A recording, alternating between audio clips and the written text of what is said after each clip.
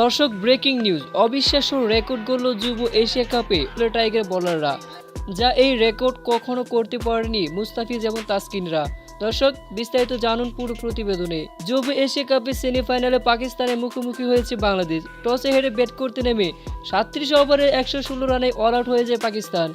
বাংলাদেশের আহ্বানে ব্যাট করতে নেমে শুরুতে মারুফ মির্জার তুপের মুখে পড়েন পাকিস্তানি দুই ওপেনারের বিদায়ের পর মোহাম্মদ রিয়াজুল্লাহকে নিয়ে পাকিস্তানে হাল ধরেন অধিনায়ক সাদ বেগ।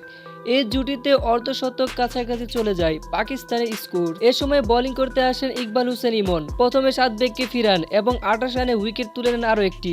শেষ দিকে ইকবালের ঝুলিতে আরও 2টি উইকেট যোগ হয়। 24 রান দিয়ে মোট 4টি উইকেট শিকার করেন তিনি। পাকিস্তানের ইনিংসে সর্বোচ্চ রান আসে ফারহান ইউনুসের ব্যাট থেকে।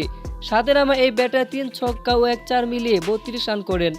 বাংলাদেশের হয়ে 23 রানে 2টি উইকেট নিয়েছেন মারুফ। এছাড়াও দেবাশিস দেবা ও আল ফাহাদ একটি করে উইকেট শিকার করেছে। দর্শক, এরপর পাকিস্তানের সহজনে টার্গেট পেয়ে 4 ছক্কা ঝড় তুলে খুব সহজে ম্যাচ জিতে সরাসরি ফাইনালে উঠল বাংলাদেশ। তো দর্শক, আপনাদের কি মতামত যুব এশিয়া কাপে টাইগারদের এমন অবিশ্বাস্য জয় দেখে? তা এই বিষয়ে জানিয়ে দিন আপনাদের মতামতটি আমাদের ভিডিওর কমেন্ট বক্সে।